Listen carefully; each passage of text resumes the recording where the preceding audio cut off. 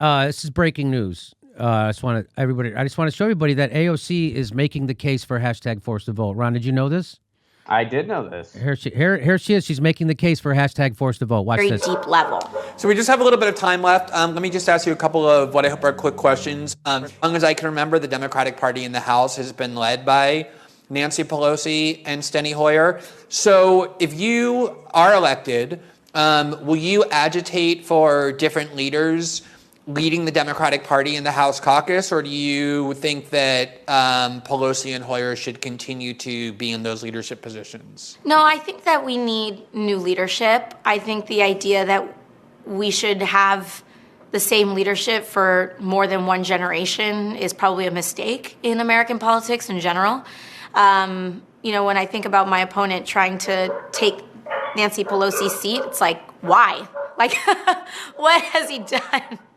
And I think that what we need to really look at and value it goes back down to the idea of valuing fundraising and equating fundraising with leadership. Wow. And they're not the same thing. I think that we really need to start kind of changing our standards for leadership and what we define and what we respect as a party. And it's not to say that it's not to speak to Pelosi's leadership, but it's to say, what company oftentimes has the same CEO for 20 years? Or, it's very rare that happens.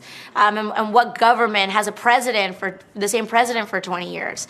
And the idea that the third most powerful seat in the country should just be rotated in and out by the same two people for generations, I think is a mistake in our government. Government is Okay, so there you go. She said it's a mistake. And what she's going to agitate. Here she is. Here's her first vote in Congress. Here it is. Pelosi, Ocasio-Cortez,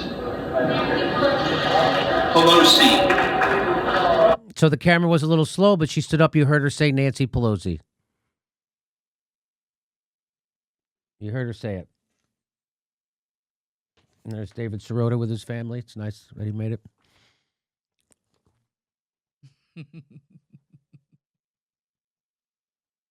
I didn't hear her say now is not the time, though.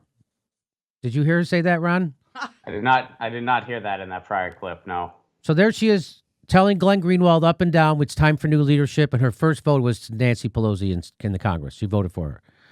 And here's what she says about me pressuring her to go along with hashtag force to vote. Here's what she says. And to be 100% honest, it was hard during this to be targeted and marred as some sellout enemy of the people over a late tactical disagreement over one floor vote. So it shows you that it works. Right-wingers call her names all day long, horrible names, and it doesn't bother her. You know what did? When a progressive pointed out to the world that she was abandoning them, and it bothers her. And then she tries to diminish it by saying it's just over one tactical disagreement over a floor vote. You saw how it's the biggest thing in the world to her. She ran on this. She says we got to get a vote even up or down. Okay. And then she says it's also a bummer to see figures excuse comments like F you and F anyone who protects her. That's not tone. That's violence. And so, of course, I said I'm voting for Nancy Pelosi without doing what I repeatedly promised I'd do, fight for Medicare for all and force the vote. There will never be a better time to do this. I know it's immoral to not leverage power in this historic moment. Too bad Bernie bros are mean. So it's violence when other people don't tone police on her behalf. That's what she's saying. When other people didn't tone police on her behalf, when other figures excuse comments, that's violence. When people don't tone police, AOC, you do realize that that's an insanely ridiculous thing to say, right? You're an elected official. Now, you're not royalty. This isn't the United Arab Emirates. Pelosi's likely final term as Speaker is set to begin with a scramble for votes. House Speaker Nancy Pelosi will embark Sunday on which she has signaled could be her last term in the House. First, however, she's got to get elected, and there's a razor-thin margin created by Democratic losses in November. It's prompted a vote-counting scramble in recent weeks as Pelosi's lieutenants seek to ensure enough Democrats show up and cast their ballots for her fourth term as Speaker. The arithmetic is tight. If all 433 seated members were to vote Sunday, no more than 5 Democrats could break ranks, though members could be absent or vote present and thus reduce the majority threshold for Pelosi. Representatives like Alyssa Slotkin, a Democrat of Michigan, have signaled they could vote present, thus taking no position on Pelosi, while others, such as Representative Jared Golden of Maine and Abigail Spangler of Virginia, have said that they will keep their campaign promises and choose other candidates. Ooh. So Nancy Pelosi needs every vote she can get, and all we are asking for is a vote on health care during a pandemic. And the squad won't do it. Pelosi and her top aides maintain she has locked up the necessary votes for her reelection as Speaker. Should the vote go awry, it could spark internal chaos for Democrats and delay the election of a Speaker for days. The challenge facing Pelosi is markedly different from the one she faced 2 years ago when a platoon of members agitated for her and other top honchos to step aside for a younger generation of leaders. This time, no Democratic lawmaker is openly challenging Pelosi, who was 80 years old, for the speakership. Because, she's doing such a bang-up job. Nancy Pelosi's less popular than Trump, and they're not going to run somebody against her. Here she is. Here's AOC making the case for hashtag force the vote. You want to hear it? Don't people realize that the most powerful position you can be in is when you are not materially attached to a position of power? If you're a one-term Congress member, so what? You can make what? 10 years worth of change in one term if you're not afraid. You can make 10 years worth of progress? Is that what she said? In one term if you're not afraid? She's making the case for hashtag force the vote. I guess the K word there, Ron, is could. You could. So what are you waiting for? You could. Want to hear her? This is from last November. You want to hear her make she's making the case for hashtag force the vote. Democratic Party does not do more unless it is pushed. So we need to push them. And they don't like it. I think I annoy them, but but that is our job. That's our job. Force it to happen. It's weird that the person who makes the strongest case for hashtag force the vote is AOC. Somebody who won't do it. Isn't that weird? It's weird that the person who makes the best case, here she is. Democratic Party does not do more unless it is pushed. So we need to push them. And they don't like it. I think I annoy them, but but that is our job. That's our job. Force it to happen. Is AOC's past self committing violence against her present self?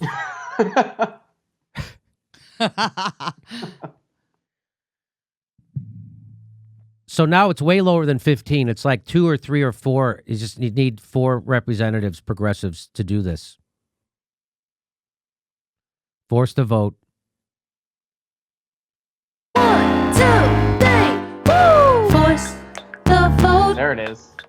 You know that you have got to force the vote. You know that you have got to.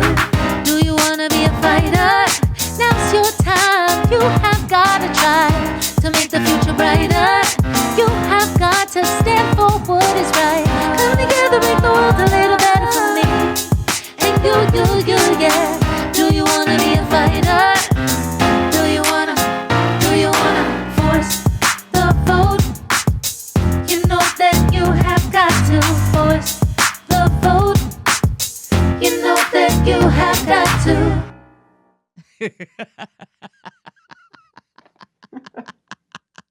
Force the vote. I'm going to say goodbye to Ron. Ron, how are things going over at Get Your News On with Ron?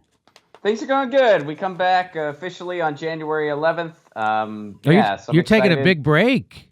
Yeah, I'm taking a break to kind of, I want to get some upgrades on equipment and stuff like that. And I'll be back officially on January 11th, 2 p.m. Eastern, 11 a.m. Pacific. And you can subscribe over at youtube.com/Ron Placone. And I'm Ron Placone on Twitter and all other social media platforms. Ron Placone killed it New Year's Eve. Killed it New Year's Eve. You were fantastic. What a fun show, Ron. We had so much fun. That was a blast. I'm so glad we were able, y'all were able to organize that, because that was a blast. Yeah, made my New Year's. Oh, great. And we were able to raise some money for the homeless, so that was nice.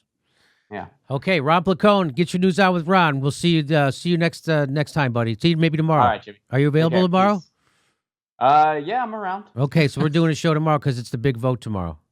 So, Okay. So tomorrow we all get to get punched in the gut really hard. Ron, what do you think? So, Ron, they're not going to do this. So what? So then, what happens then?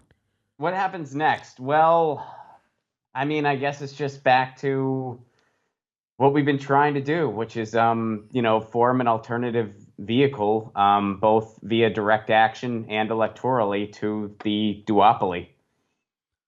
We got to break up this corporate duopoly, which is what it is. And as Kyle Kalinske said, they were sent there to do a hostile takeover of the Democratic Party, and they're not doing it. We need a hostile takeover, not a friendly one, a hostile one, where you force shit. You do whatever you can. You throw as much shit against the wall and you see what sticks. You try to drive them crazy. They're not doing any of that. None of it. And I think some of them want to fight in the squad. I just don't think there's a leader. I don't think there's a cohesion. I think all the, AOC sucks up all the oxygen in the room, and she's not really as committed as I think some of the other people. That's what I think. But we'll see. Jamal Bowman, Cori Bush said that they might withhold their vote. That's all it takes. I doubt it will happen. But when they vote in Nancy Pelosi, the most unpopular politician in the country, as their leader, I don't know. Maybe that will spark social unrest. Who knows? Because this government has abandoned its people. Ron, you see it. Other countries aren't doing this. Countries aren't doing the people. Other countries are giving everybody a paycheck. If they close your business down, you get your full pay, or 85%. Japan gives you 100%. The UK 85%. Canada, everybody's been getting. They've been getting the UBI the whole time, haven't they? UBI and their support for small businesses is actually that. It's support for small businesses. It's not a scam like our PPP thing was, where, so, yeah, it's at the point where other countries aren't laughing at us. They're looking at us with horror. With horror. Going, what the hell is going on? What are you doing? Yeah. And it's revealed how big of a corporate coup for Wall Street our government really is. It's amazing. And people still don't know what the CARES Act. So now they're starting to experience it. And what we were screaming about in March, Ron, they're now experiencing. And so now maybe a lot more people are like, oh, I get why he was angry at Bernie Sanders for going along with this while getting nothing. I get why he was upset with the squad for voting for this and not calling for a recorded vote. I get why Jimmy feels like the whole goddamn progressive movement has just been decimated by its own leadership. And that's why I was screaming, because it has been decimated by its own leadership. Bernie Sanders got absolutely nothing, and he ran a campaign trying to get Joe Biden elected. And that was disgusting to watch.